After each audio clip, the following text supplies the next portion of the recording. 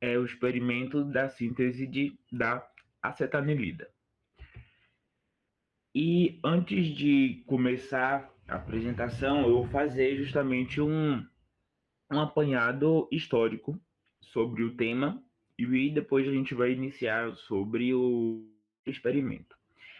Então, as aminas aromáticas e os seus derivados, os acilados, como por exemplo a fenacetina e o paracetamol, eles vão ser encontrados dentro de um grupo de fármacos que vão ser utilizados como analgésicos e antipiréticos.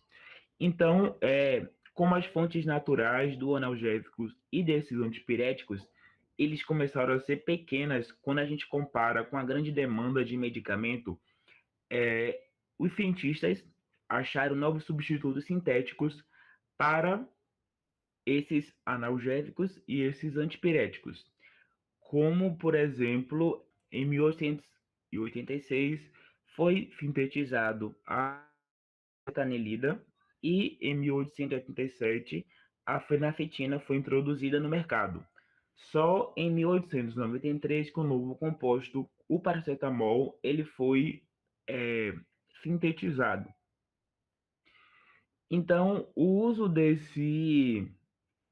a partir desses estudos farmacológicos, conseguiram comprovar que esses substitutos sintéticos eles conseguiam ter as mesmas propriedades analgésicas e antipiréticas desses compostos que se tinham antigamente de forma natural.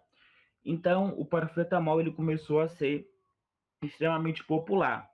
Então, seja da sua maneira, o uso desse paracetamol ele começou a ser bastante popular, seja de maneira pura ou combinado com outros fármacos, como, por exemplo, os descongestionantes. Então, o paracetamol atualmente, ele é um dos analgésicos e antipiréticos mais vendidos no mundo. Então, para que a gente consiga obter as aminas aromáticas aciladas, é preciso que a gente faça uma reação de acilação. E essa reação, ela tá não a reação em si, mas como funciona ela, tá um pouco nessa imagem. Então, essa reação ela vai ser conhecida justamente como acilação ou acetilação. E esses termos eles vão fazer justamente referência à introdução de um grupo acila em um composto orgânico. Então, a gente vai ter um grupo acila e a gente vai introduzir um composto orgânico nesse grupo acila. Então, as aminas, a acilação dessas aminas, ela vai ser uma reação, como eu falei, em um grupo amino que vai efetuar um ataque nucleofílico a esse átomo do carbono carbonílico. Então, as aminas elas conseguem ser acetiladas de várias maneiras. Dentre elas, vai ser a partir do uso do anidrido acético, do cloreto de acetila e ou ácido acético glacial. E esses a gente vai usar o anidrido, o cloreto e o ácido justamente pelo seu interesse comercial, em razão do seu menor custo. Só que, por outro lado, esse método ele vai requerer um longo tempo de aquecimento. E esse uso de cloreto de acetila ele não vai ser muito recomendado. Então, o cloreto de acetila, ele vai reagir com a água e vai liberar esse HCl, que vai converter parte dessa amina no seu cloridato. E isso vai tornar esse cloreto de acetila incapaz para participar dessa reação, justamente porque o cloridato, ele vai ser derivado, o cloridato que é derivado da amina, ele não vai ser nucleofílico. Então, por causa disso, a gente vai usar o anidrido acético, ele vai ser preferencialmente utilizado para essas reações de acetilação. Uma vez que a hidrólise desse anidrido ele vai ser lenta o suficiente para que a gente consiga com que essa acetilação dessa amina ocorra de maneira preferencial. E com isso, a gente consegue realizar essa acetilação em meio aquoso.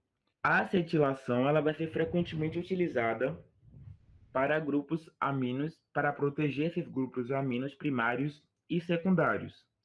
Então, as aminas acetiladas elas vão ser menos suscetíveis à oxidação e menos reativas em reações de substituição aromáticas e também elas vão ser menos propensas a participar de muitas reações típicas dessas aminas livres, justamente porque elas vão estar em meio básico. Então, além disso, esse grupo amino ele vai ser prontamente regenerado em meio ácido ou em meio básico.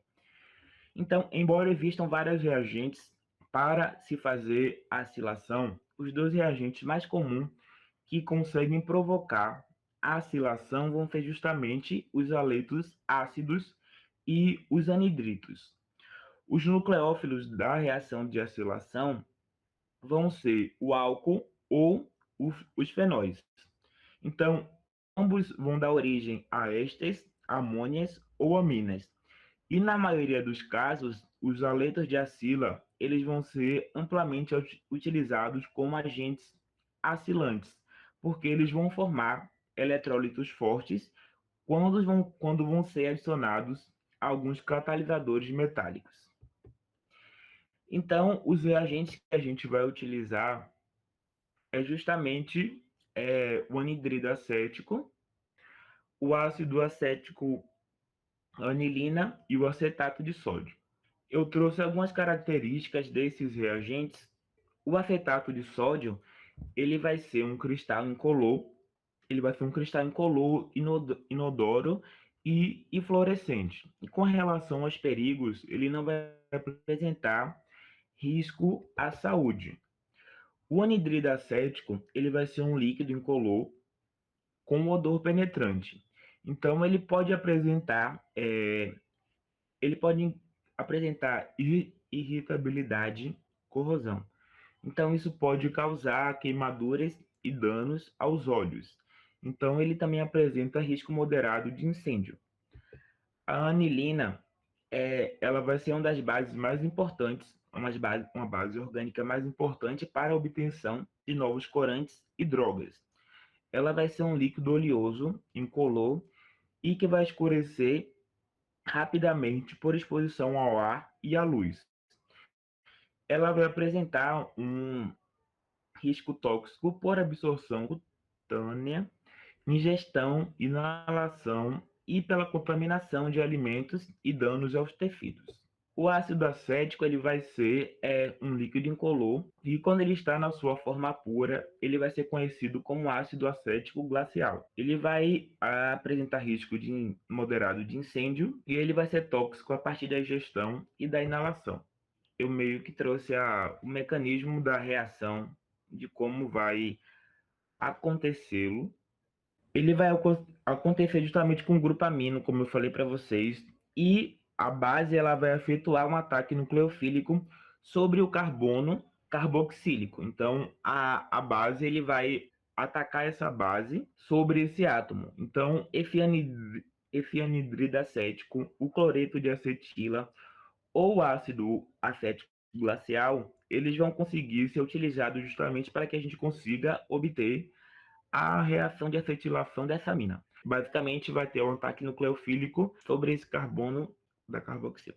Então, o objetivo desse experimento é justamente para que a gente consiga utilizar esse método de separação, purificação e a caracterização de um produto orgânico na sua forma sólida. Então, como é que a gente vai fazer esse experimento? A gente vai pegar uma elemeia de 25 ml, aqui está 125 ml.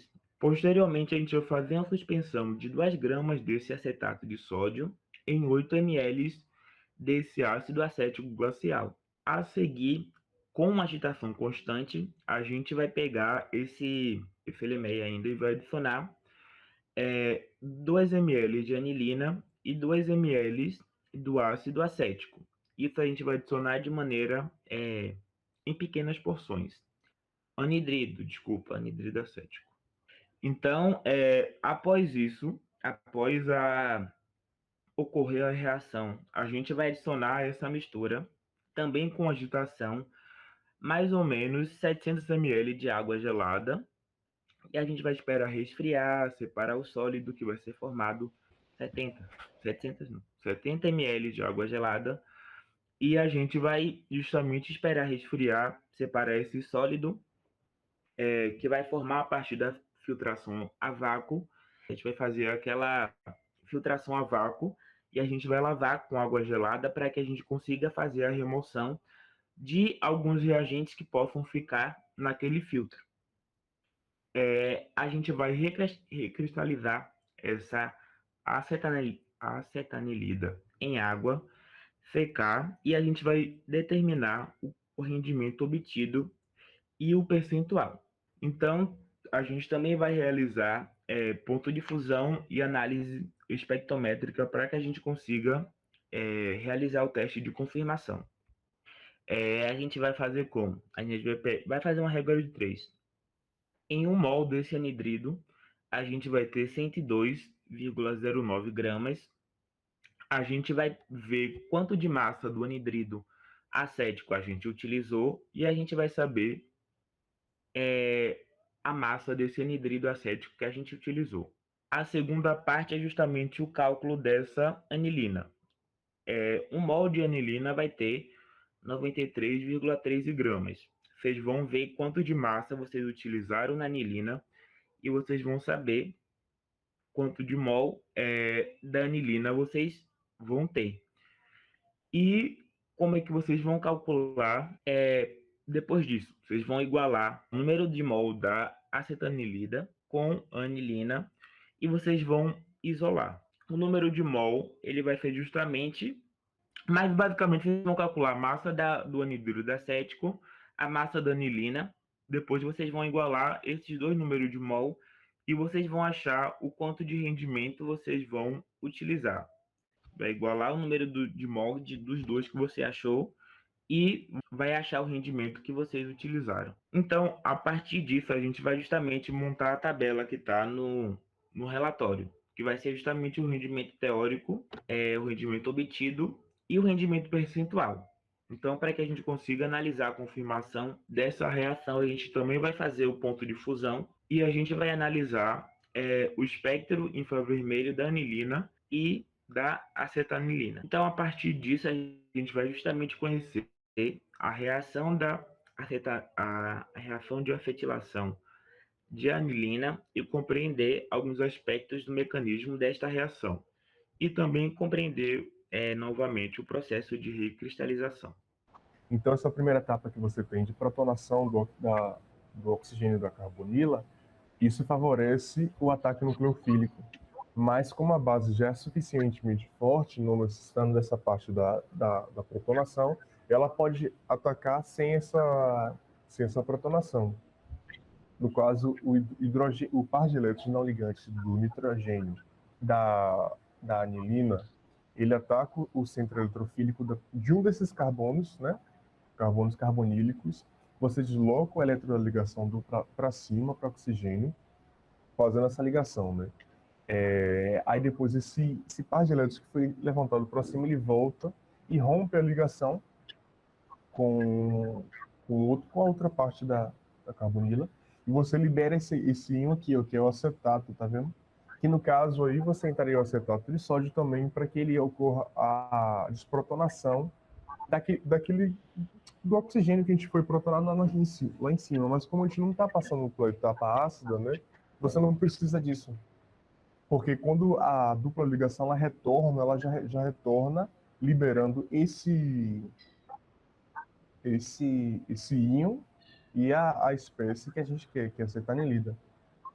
A partir da densidade. A massa do anidrido, vocês vão fazer o quê? Vocês vão pegar 1 mol da anilina, ele vai valer justamente 96,13 gramas, e vocês vão saber o quanto de massa que vocês utilizaram e vão igualar isso. Então, isso vai dar o número de mol da anilina. Então, a anilina ela vai ser justamente o reagente limitante. Consequentemente, o anidrido ele vai ser o reagente em excesso. Então, 1 mol do anidrido ele vai valer 102,13 3,9, né? E vocês vão fazer a mesma coisa. Vocês vão ver de quanto de massa vocês utilizaram e vão achar o número de mols do anidrido. Então, a partir disso, vocês vão justamente pegar o número de mol da acetanilina e o número de mol da anilina e vocês vão igualar. Vocês vão pegar o número de mol da acetanilida e vão igualar com o número de mol da anilina. Então, o que a gente vai ter?